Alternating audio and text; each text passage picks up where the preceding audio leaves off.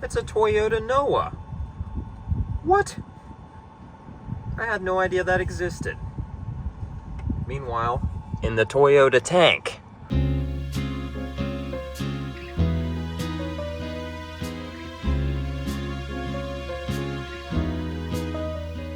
The next leg of our journey in Japan was arguably the biggest reason for the trip for me. After almost 2 weeks of exploring the country on our own, it was time to meet up with some researchers, a collective group of researchers from across the world, in fact, that had all coincidentally ended up in Japan at the same time as me, to study the Japanese Giant Salamander, one of the largest amphibians in the world, second only to the Chinese Giant Salamander. Our base camp was close to the beautiful Japanese coastline, which I got to see for the first time over the course of the next few days. We joined our friends at the tail end of their research project, so there wasn't much left to do, but we were able to help out with a couple of very interesting aspects of the study, and during that time period we were able to see quite a few herps along the way.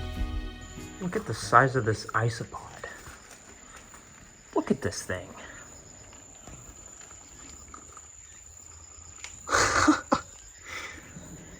That's really alien looking. That is so cool and weird. There you go, buddy. Here's one of these, what I believe are called black spotted frogs with a spider on his nose. He's in this little creek that feeds right into the ocean over there behind Reed. Very cool. I love that vibrant green stripe on these guys. And this is the biggest, one of the bigger ones we've seen. All right, everybody, this is going to be hopefully one of the best days of the trip. We are going to be joining a team of scientists on a survey for one of the single coolest animals in the world, the Japanese giant salamander. They inhabit a variety of streams in the mountains of Japan, but a lot of them are surprisingly small, like this one we're at right now. All right, well, it started to rain, but Reed just found a very tiny little Japanese grass lizard. I still don't think we found an adult one of these, but very cute little dude. It's raining on us now, and these salamanders are largely nocturnal, so we probably aren't going to see one until it gets dark. But I am going to walk this creek for a little bit, and hopefully we'll glimpse one of these awesome giants in its natural habitat. But if not before dark, maybe once the sun goes down, they will come out to crawl. And then it was time to road cruise for a bit. We headed back to town and picked up my friend Kevin Messenger. Check out his YouTube channel, by the way, linked below. And we headed out to night cruise for the night. Heading out to cruise and stopped at the convenience store, and right here is a beautiful little Japanese tree frog, biggest one we've seen so far. That is a great looking little hyalid. Hopefully we'll see more, but good looking frog. That is a new tree frog for us. We're road cruising a little bit before we go shine the streams, and this is a Raccophorus tree frog. What's the common name? Raccophorus schlegeli. Raccophorus schlegeli. Flying frog. That's beautiful. I'm gonna get some photos. And it looks like this thing hanging out of his mouth is actually an antenna of a cricket or a spider leg or some sort of insect that he's just eaten in the road. Pretty cool. But we'll get him out of the road and keep moving. New lifer frog for us. Yet another one. So we stopped for what we thought was a DOR Mamushi, and it's a live Mamushi that appears to be eating a dead frog. And it's beautiful. Look at that. First snake of the night. All right, well, unfortunately, this guy has spit out his nasty dead frog that he was eating, but we do need to get him out of the road. Keeping him alive is a priority here, so we're going to make sure he gets out of traffic. Very glad that snake was alive. We were definitely worried that he was actually DOR when we stopped. All right, buddy, well, we're very sorry about interrupting your meal, which was kind of gross to begin with, but definitely happy that he was alive. We genuinely thought we had found a DOR Mamushi when we got out of the car, and actually until several seconds after walking up to him, took us a while to realize what we were actually looking at, but very cool. As the night progressed, we eventually ended up headed to an area where the team had seen giant salamanders on previous surveys. In a stroke of terrible luck, the area actually received more rain this day than any other day the team was working in the region. And as a result, a lot of the water was very high and turbid, making it hard to see the salamanders, and even more difficult to get photos and video. Towards the end of the night, we approached one last weir, an area where water flow is controlled. And then it happened. We laid eyes on a Japanese giant salamander. Oh, I see it!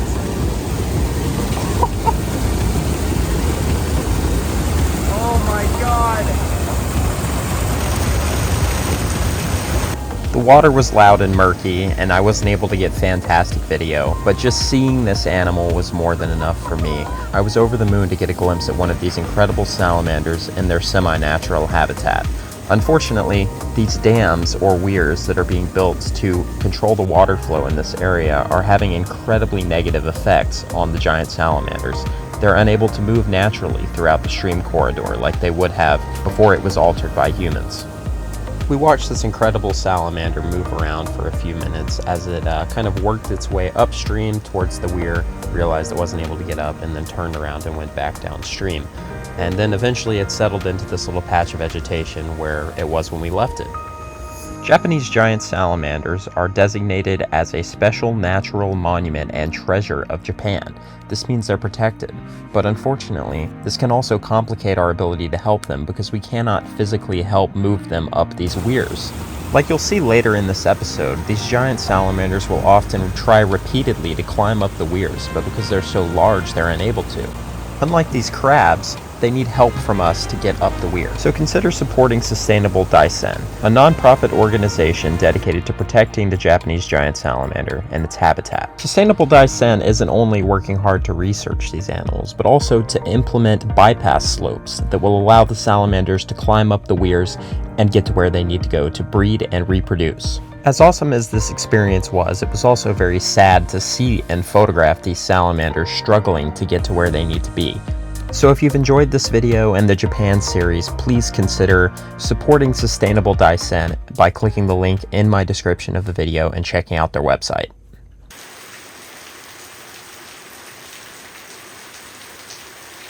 Good morning, everybody. It is the next day, and we slept in a little bit because we were out late last night looking for salamanders. We're going to be doing that again tonight, more than likely, along with a little bit more road cruising. So we're going to go grab lunch, walk around town a little bit, wait for it to cool off, and then we'll head back out and do some evening and night herping. Also, it rained a bunch more, so I'm not sure our odds at getting a better look at a giant salamander tonight are great, but we're probably going to try anyways, and maybe we'll see some snakes along the way. So I'm walking down to the vending machine to get a drink, and I see what I thought was a DOR crab. He's not DOR. He's just very flat and different looking. So we're out behind our accommodation here. We just saw a newt in that little pond over there. And then I spotted a Japanese grass lizard, the biggest one we've seen so far, just in the grass right here, of course. I didn't realize there was so much herpetofauna right here behind the house we've been staying in. And unfortunately, we're leaving this place tonight and going back to our hotel in the city, so. All right, well, we're stopping at the convenience store on our way out for the night, and we've got the usual suspects, Hyla japonica. Smoking preference? Beautiful. Yeah, he's right by the ashtray. Yeah, that one's beautiful. Look at that guy.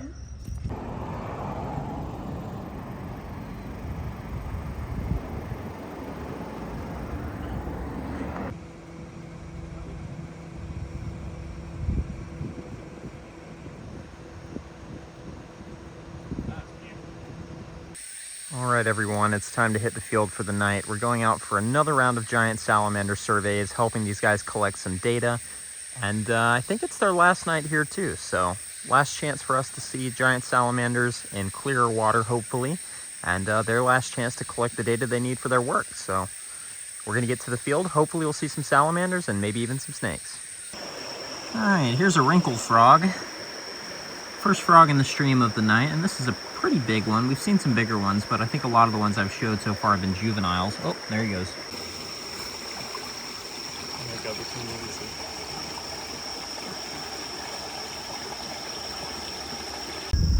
A male is currently backing us down this ridiculous narrow road at night. We were already nervous about driving the narrow going forward, and now he's managing us to reverse. Quickly too. I mean, we're not going slow for reverse at night. Yeah. Oh, a frog! We're currently doing 20 kilometers an hour. He straddled a frog going 20 miles per kilometer. 20 kilometers an hour in reverse in the dark. And we're about to be going up a hill. Well, shortly after we started going forwards again, our third Mamushi of the trip appeared, going off the road. This is the smallest one yet, but he's nice and pretty. All right, we're gonna let this guy keep moving. Hopefully we'll see more, but we've gotten 2 good looks at Mamushi so far, and we wanna keep moving. So quick look at this guy, and we're gonna continue. But beautiful Mamushi number 3 crossing the road.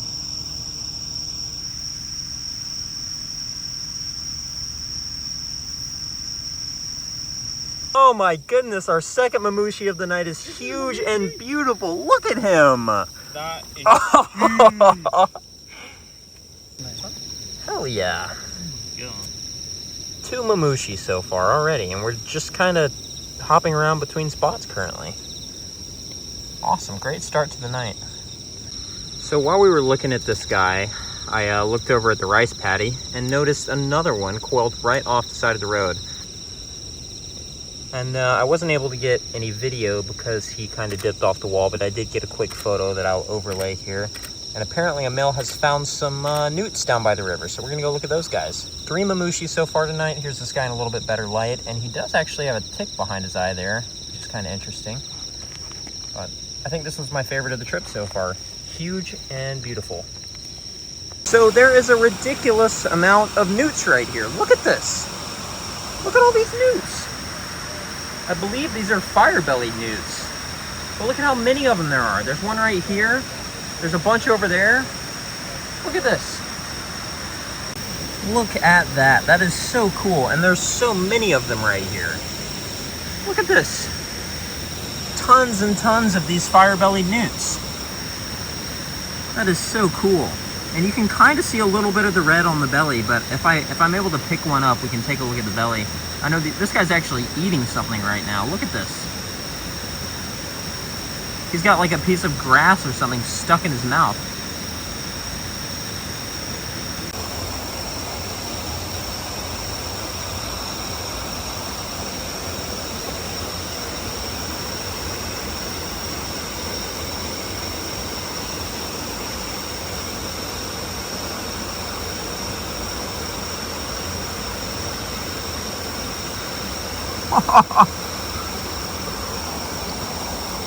That is incredible. Look at that. These are so beautiful. Wish it was easier to get a look at their bellies, but they just are not super inclined to show them, understandably. Look at this.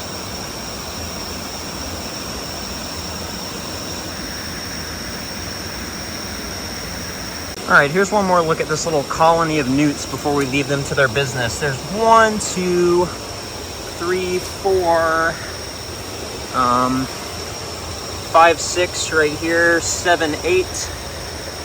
At least 3 more here, so that's 9, 10, 11, 12. There's just a ton of these guys. There's a big black spotted frog on the edge of a rice paddy. I don't think I've shown one of those yet tonight, but they have been everywhere. And a little snail right there. Here's a newt here, and then a newt there, and quite a few more newts over here. Look at that. That big. Look at the size of this newt, and look at, oh, that is so awesome. Oh, It's a wriggly one. that is unreal.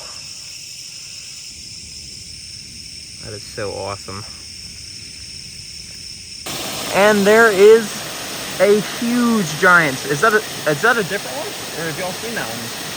I've not been here before. Wow. So the problem we're having is it's going to be basically impossible to get down to that giant salamander because there's just a cliff right here. No way to get down, no way to get up. So that might be yet another salamander we don't get a great look at, unfortunately. Look at that guy. That's really cool. Big too. Really weird. Look at these baby crabs. She's got a little, almost like a marsupial pouch, but for a crab. Mini. And it's full of little crabs. That's so cool. Go back to your mom.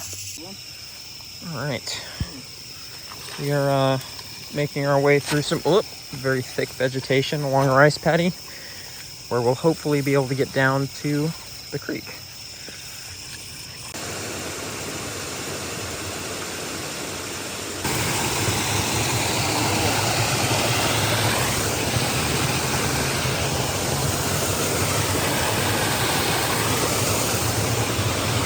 Oh, there's one. Yep.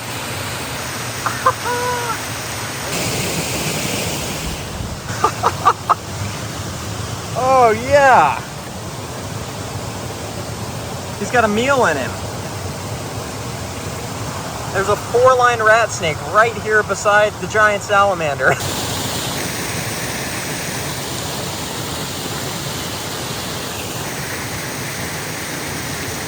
Just like with the first giant salamander and the second one that we didn't get a good look at, this third giant salamander was also repeatedly trying to get up this weir. We actually watched it climb the edge of the weir, and I got some photos of that. And it would repeatedly try to go up the weir, fall off, go back downstream, and then work its way back upstream. And it was very sad to see and not be able to do anything to help, because these salamanders are protected and touching them is not allowed. This salamander was actually stuck below 2 weirs. There was the first weir that we climbed down, and then another weir, which the salamander was stuck below. So even if it was able to get up the first weir, it still would have yet another weir to climb, which is very difficult for these salamanders because they're so large and they're fully aquatic. After a brief look at the giant salamander, we left it to its business, and Emil and John headed downstream to collect a little bit more data through the deepest section of the creek.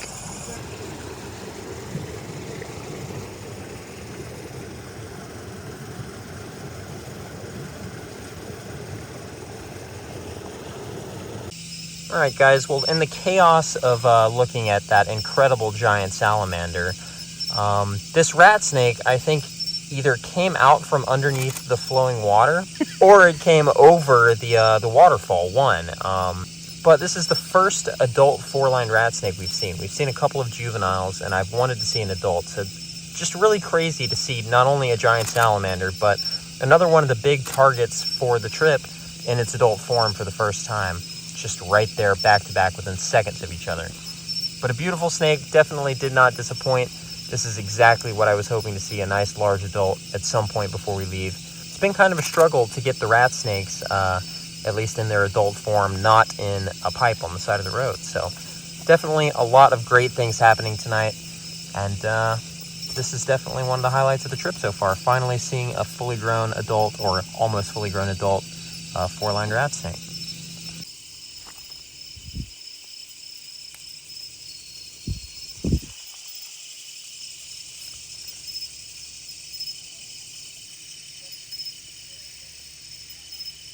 That's the biggest Tachydromus we've seen so far. Dragonfly.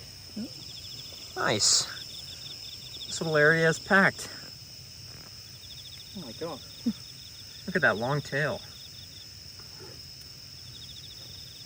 And that was basically the end of our time in the field in Japan. We still had a couple more days left of the trip, but we spent them mostly in the city. I went and spent some time with my brother before leaving, and I headed to an area where I heard I could get some pretty cool figurines from the gacha machines. This is why we've come to Sunshine City. To try to get these guys. Alright, first one, what's it gonna be? It's a giant salamander! Alright, I'm gonna try to get both. What's this one? I can totally get. Oh, that's definitely an axolotl. There's actually a ton of different kinds of nature-themed gacha machines. Look at these. And just like that, 2 weeks in Japan had gone by. It was time for me to return home, and I enjoyed my time in Japan immensely and would love to return as soon as possible. There's still a lot of awesome herps that I did not see, and of course I would never complain about seeing any of the amazing species that we encountered on our first trip again in the future. If you've enjoyed this Japan series, consider joining my Patreon to help fund future trips abroad and potentially even a return visit to Japan. Also, feel free to let me know in the comments what country you would like to see me visit next. There's amazing wildlife in every corner of the globe, and I am very open to ideas. I would also like to encourage everybody to check out Sustainable Daisen. The website will be linked in the description of this video. And once again, Sustainable Daisen is an organization dedicated to researching and protecting these salamanders from every angle. They're heavily involved in creating bypass slopes so that the salamanders can continue to move freely throughout the river system, and to further researching these incredible animals so that we understand how to appropriately conserve and protect them. As always, thank you guys so much for watching. I hope you've enjoyed the Japan series, and I'll see you guys in the next episode back in the United States.